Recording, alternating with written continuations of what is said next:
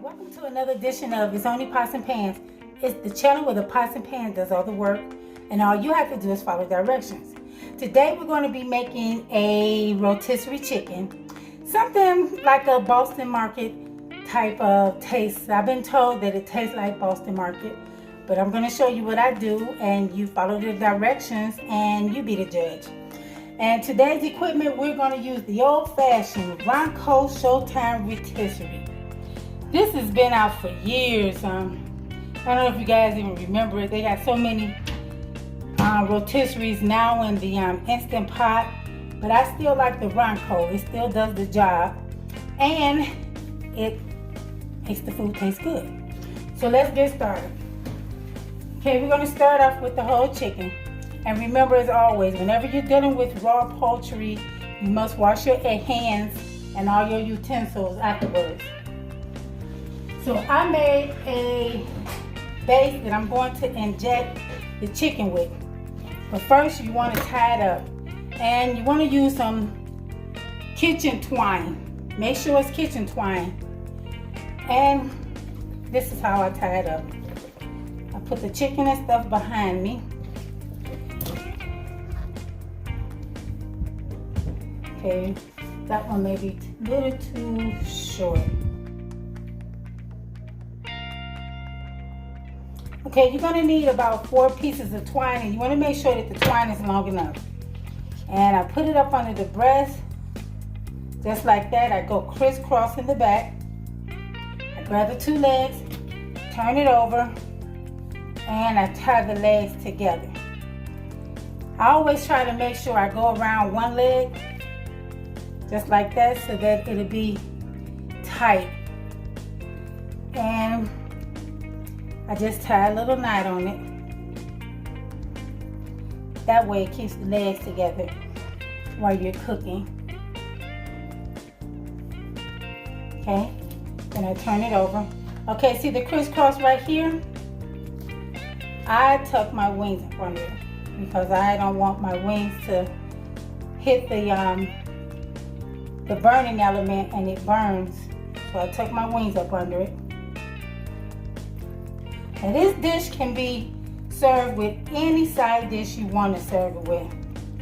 We're going to use mashed potatoes today. Okay, so you're going to have it just like this. See how that looks when you tie it? Then you're going to get another piece of twine, go up under it, and you want to tie it tight where it stays together. And some people like to stuff it with apples, lemons. You know, feel free to stuff it, rosemary, or whatever you think you want to stuff it with. So I like to put a couple of extra ties around it. Okay, so you're going to cut the excess off with a pair of kitchen shears. Just like that. That's good. This over here. Okay, now this is how your chicken should look. Just like that in the front and just like that in the back. So in my mixture, I got some avocado oil, some grapeseed oil, some brown sugar. That looks good. Some brown sugar. I have some lemon. Okay, this is not. Okay, so now I'm going to inject it, and you want to inject it into the cavities.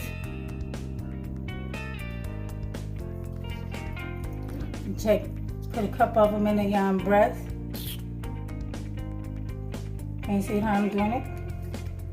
Put some over here.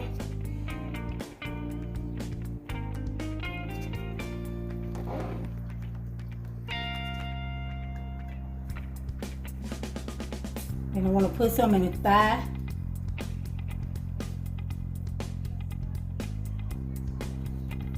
And what this does is tenderize the chicken while it's cooking, and it adds a flavor to it.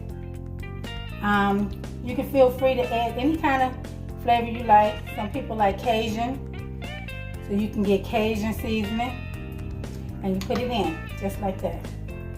Okay, we're gonna slide this over, because now I'm gonna show you how you thread it. This is the threader. This is what you thread your chicken on. Okay, can you see it? And you basically, you want to start from the beginning and just go straight down the middle.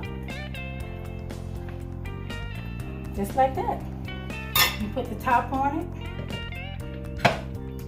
And as they always say with Ronco, the best thing about this is you can set it and forget it. So let's turn this around.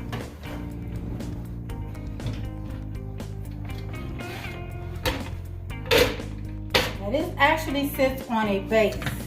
This is the base. You're going to make sure that your chicken is centered. Okay, so I'm going to rub a little of this on the top. And then once it's halfway done, I'll show you what I'll do with it. I add some olive oil, some lemon juice, and some brown sugar and butter, and I base it. So, okay, so you put it in. It has A that rests like that for when you want to base it, but you want to push it all the way back to the B level. And that's the level that it cooks on. Okay, we're going to let this cook for approximately 2 hours. Give me something, please. 2 hours. This is the timer. We're going to set it for 2 hours. Just like that.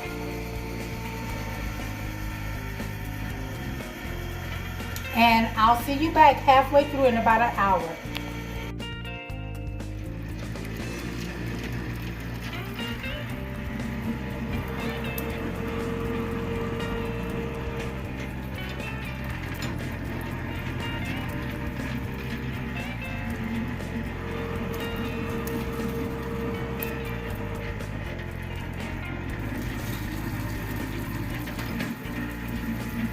Okay, as you can see, it's been cooking for about an hour and a half.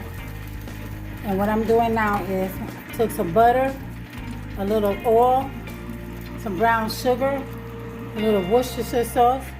And what I'm doing is I'm basting it. I'm gonna let it cook for about another 40 minutes. And then we're gonna check the temperature. And hopefully it'll be done. But if not, then you just baste it some more. I know it smells delicious in my house.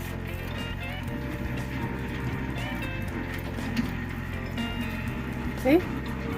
Just like that.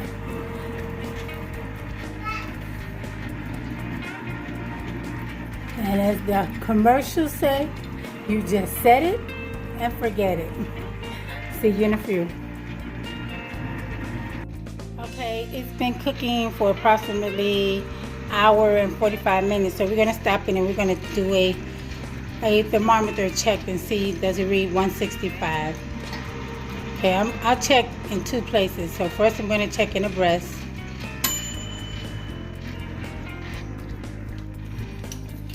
Okay, let's just see.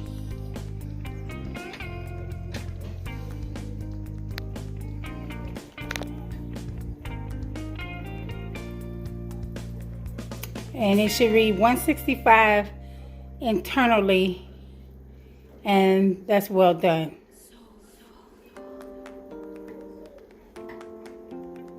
Okay, it's registering at 165.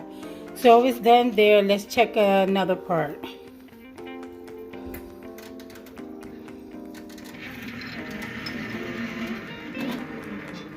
Okay, I'm going to check the thigh. Don't want to hit no bone. Let me see. There. Okay, let's see what that reads.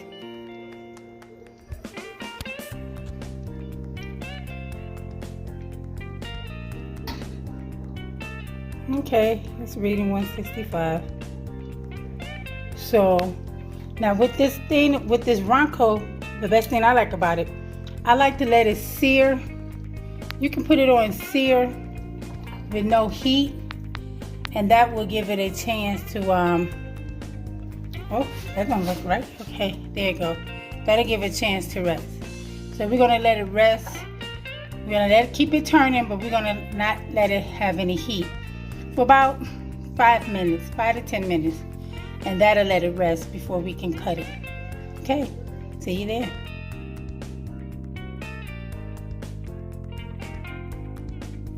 Okay, it's been cooking approximately about 1 hour and 45 minutes.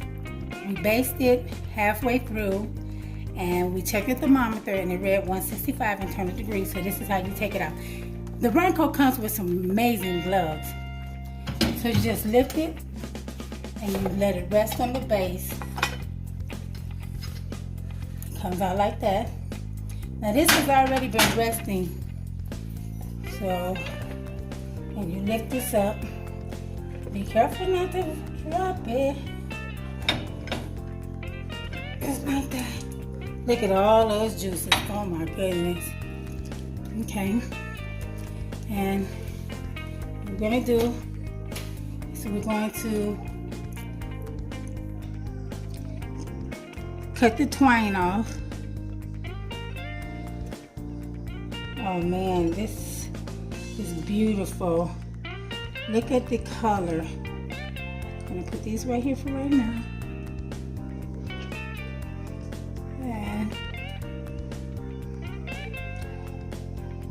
you're gonna make sure you get the twine out, because you do not want to serve it to anybody with no twine on. Okay?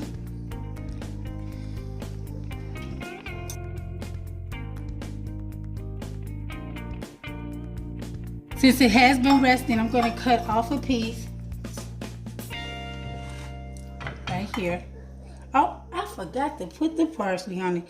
I don't know where the parsley just went. Okay, you put a little parsley on it if you want.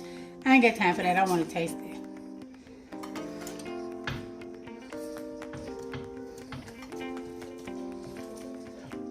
Okay, this ain't cutting the way I wanted to cut. Let's try it like this. Cutting off a little piece.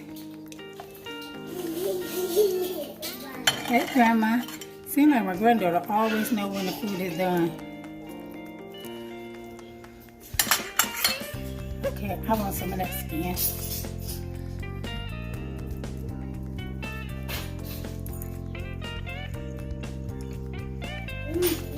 Oh my goodness. This tastes so good. Look at that, now that's juicy. Look at that. Oh my gosh, you gotta try this recipe. I'm gonna leave a link down below. Excuse me, I'm gonna leave the link down in the description bar.